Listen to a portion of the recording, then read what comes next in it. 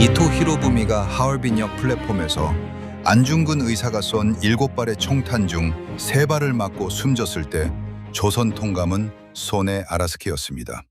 이토의 뒤를 이어 1909년 6월 제2대 조선 통감이 된 그는 거의 육해군의 대장 출신인 역대 통감 및 총독 중 예외적으로 대장 출신이 아닌 순수 정치인이었습니다. 그 탓인지 손에 아라스케는 일본 내 강경파들로부터 무능하고 방탕하다는 비판을 받고 있었습니다. 이토가 살해당하는 사건이 일어난 뒤 그는 1910년 5월 통감직을 사임하게 되는데요. 그 후임은 데라우치 마사다케였습니다. 초대 통감 이토, 2대 통감 손에, 3대 통감 데라우치. 그들은 모두 야마구치현 출신에다 조슈번 출신으로서 한국 땅에 그대로 옮겨진 일본 지역 정치, 계파 정치의 표본이라 할 수 있었습니다. 26살이던 1877년 3월 세인안 전쟁 때 입은 총상 때문에 오른팔 불구가 되어 왼손으로 경례를 하고 다니면서도 군적에서 살아남아 장교가 되고 소장, 중장, 대장이 되고 육군 대신이 되고 조선 통감까지 될 수 있었던 것은 조슈군벌이라는 출신계보, 오로지 그 덕분이었습니다. 근대 일본의 정치계에서는 최고 통치권자를 배출한 지역의 인물이 중앙 정치의 핵심 자리를 싹쓸이하는 경향이 있었습니다. 도쿠가와 막부가 지방 영주인 다이묘들에게 충성 경쟁을 시킨 막부 정치의 영향이기도 했습니다.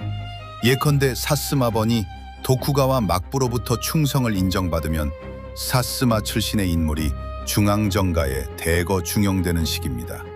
이토와 데라우치 등의 출신지인 조슈번은 한일 합방이라는 일본 유사 이래 최대 위협을 일으켜낸 공으로 1930년대까지 일본 정계 최강 파워의 집권 세력이 됩니다. 야마구치현 조슈번 출신의 이 역대 통감 및 총독들이 뒷날 한국 정치의 폐단이 되는 요정 정치, 밀실 정치의 씨앗을 뿌려놓기도 합니다. 역대 조선 통감 및 조선 총독이 요정 정치를 펼친 단골 요정은 오늘날 서울 충무로에 있던 화월이라는 일본 요정이었습니다.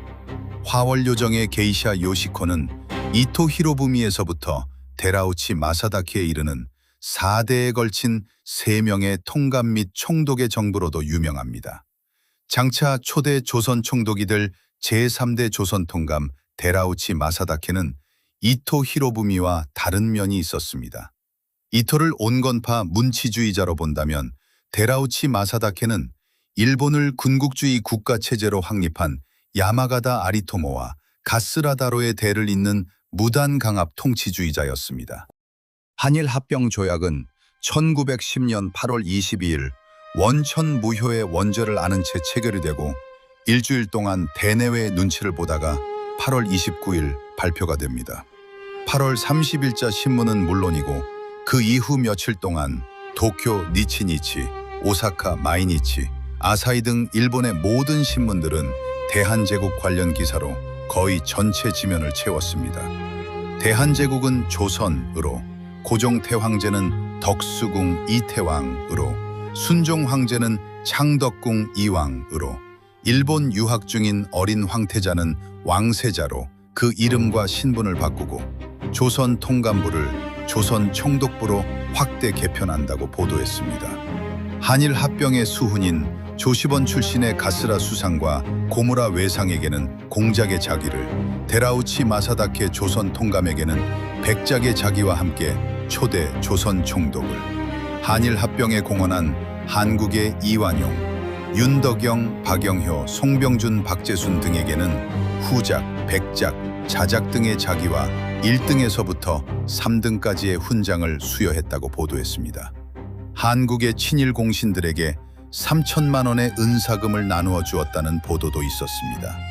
1910년 10월 1일 아침 제3대 조선 통감에서 초대 조선 총독으로 앉은 자리에서 신분이 격상된 데라우치 마사다케가 남산 녹천정 총독관저에서 조선 총독부로 쌍두마차를 타고 첫 등청을 했습니다. 오늘날의 행정구역으로는 서울 중구 예장동에 속하는 남산 중턱 외성대에 조선 총독부 청사가 있었습니다. 북쪽으로 경복궁, 창덕궁, 덕수궁이 시원하게 한눈에 내려다 보이는 위치였습니다.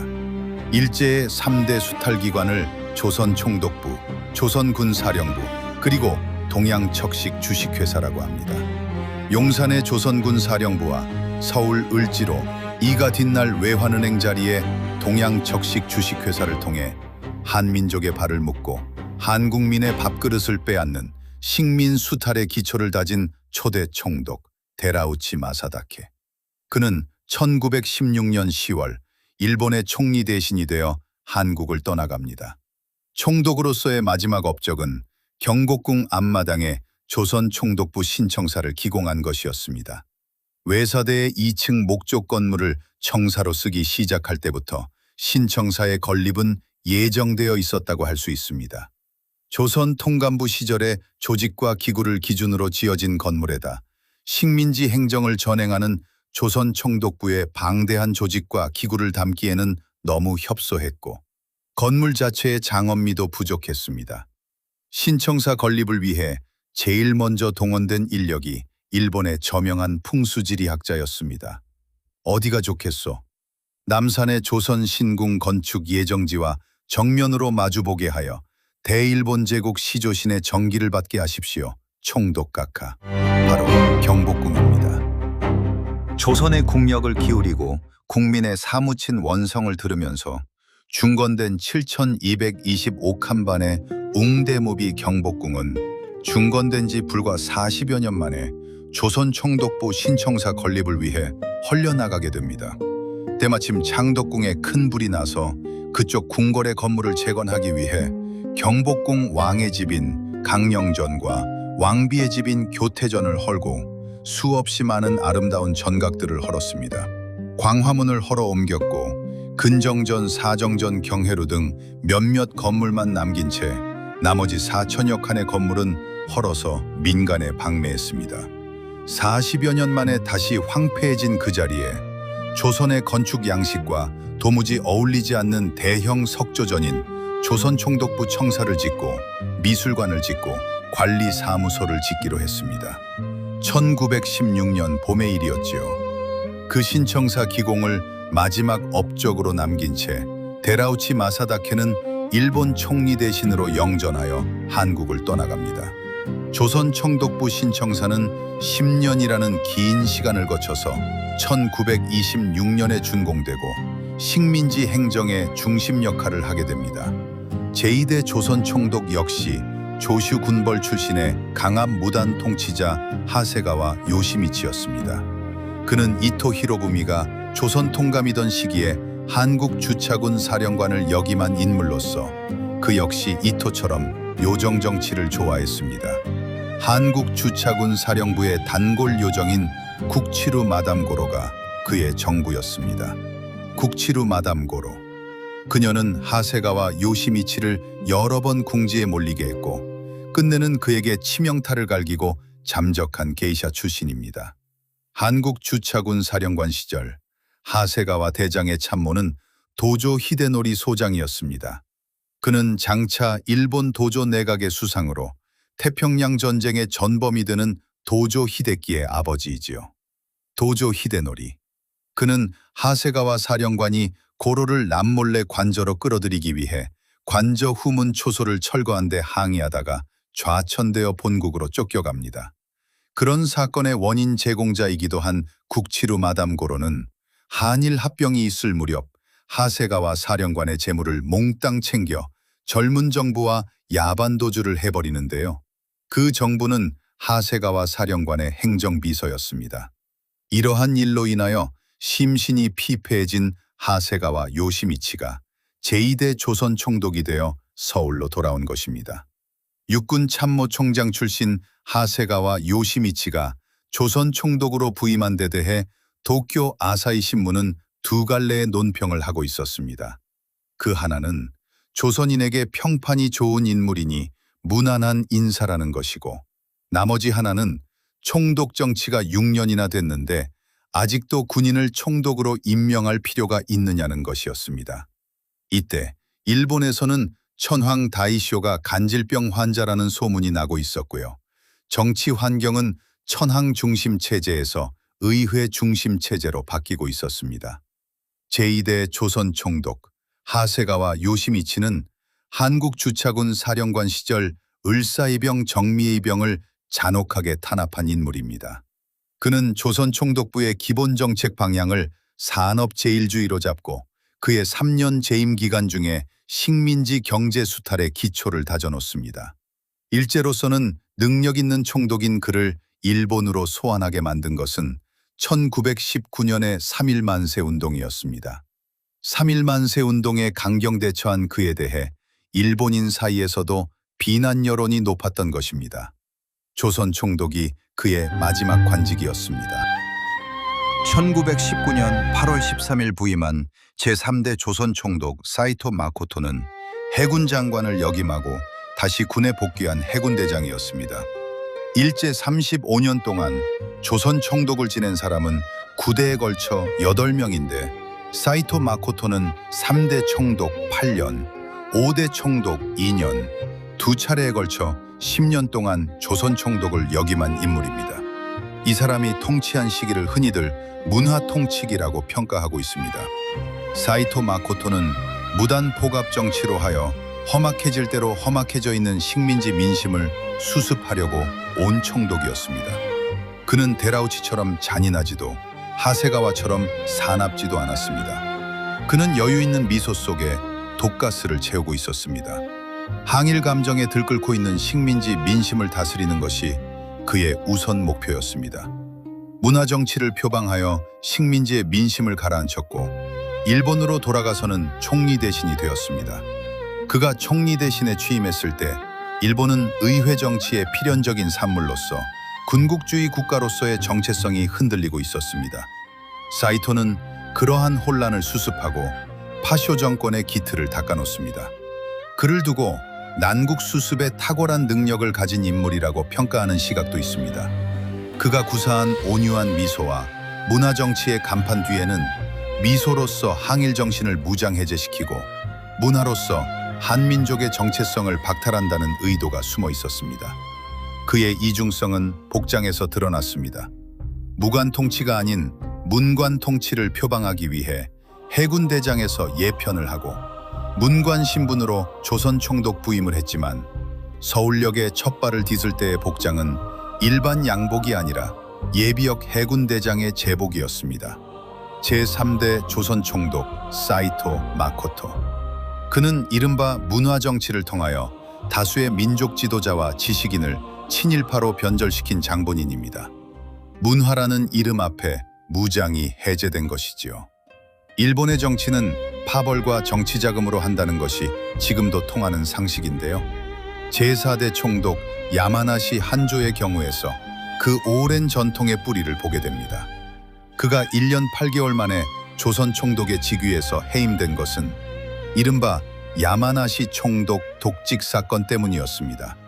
일본 여당 정우회 총재 다나카의 정치자금 창구 역할을 완벽하게 해낸 공로로 조선 총독이 되었던 그가 오늘날 증권거래소의 성격을 가진 부산 미두치인소 설립 허가 과정에서 5만 원의 뇌물을 받고 걸린 것이었습니다. 그 사건으로 구속이 되고 조선 총독직에서도 쫓겨나게 되는데요. 그의 후원 세력인 다나카 내각이 일본 비료업자의 로비 사건에 휘말려 총사퇴한 것이 야마나시 한조의 몰락을 부른 정치적 배경이었습니다. 당시 조선 총독의 연봉은 1만 원에 조금 못 미치는 수준이었습니다. 조선 통감부와 조선 총독부를 통해 초기 조선 식민 통치를 전행한 조슈번의 다나카 내각이 로비 사건과 독직 사건에 휘말려 몰락하고 난 뒤에 득세한 세력은 우가키 군벌입니다. 사이토 마코토가 5대 총독으로 다시 부임한 것은 야마나시 한조의 독직 사건으로 손상된 조선 총독부의 위엄을 재정비하기 위함이었고요. 재정비된 조선 총독부에 1931년 6월 17일 신흥 우가키 군벌의 신파 우가키 가즈시게 육군 대신이 제6대 총독으로 부임해 옵니다.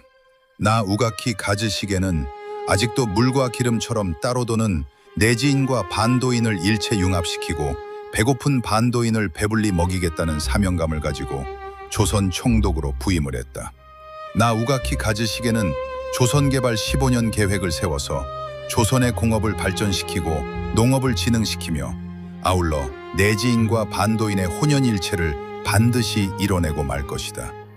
조선의 공업화와 조선 농업의 진흥과 한일 국민의 융합, 그러한 우가키의 3대 목표, 그것은 곧 조선을 군수기지화하기 위한 공업화여 농촌으로 파고드는 민족운동 세력을 견제하고 식민지 경영에 필요한 구조로 재편성하기 위한 농업진흥이며 신사참배를 강요하고 한민족의 혼을 말살하려는 혼연일체였습니다.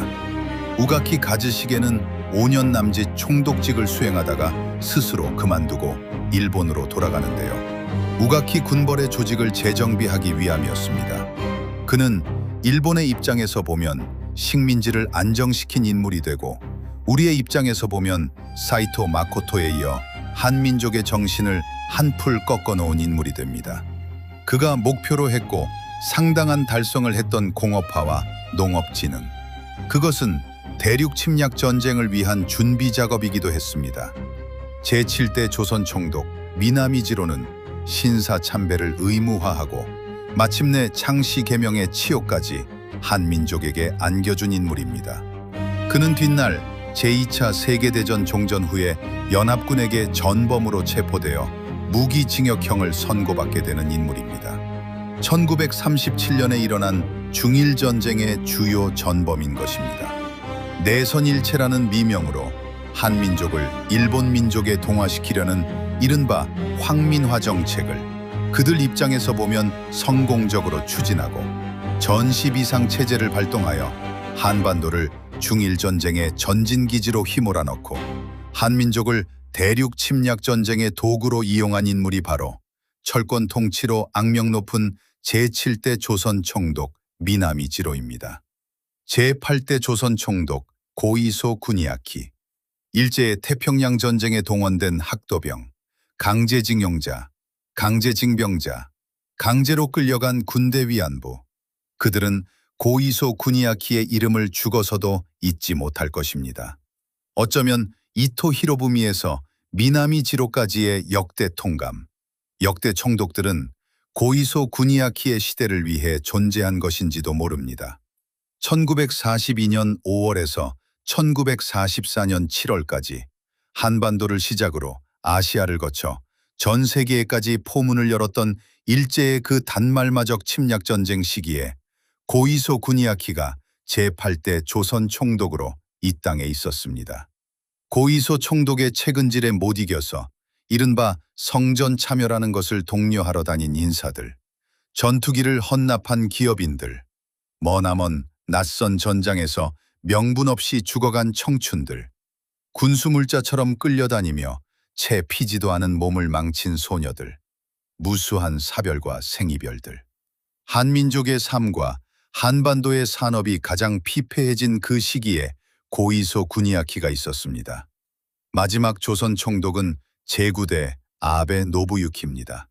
일본에서 총리 대신을 역임하고 온 인물로서 제2차 세계대전 막바지에서 한반도와 한민족의 마지막 표 한 톨, 마지막 피 한 방울까지 전장에 바치게 했지만 결국 일본의 패전과 함께 35년 총독 정치의 자리를 거두어간 사람입니다.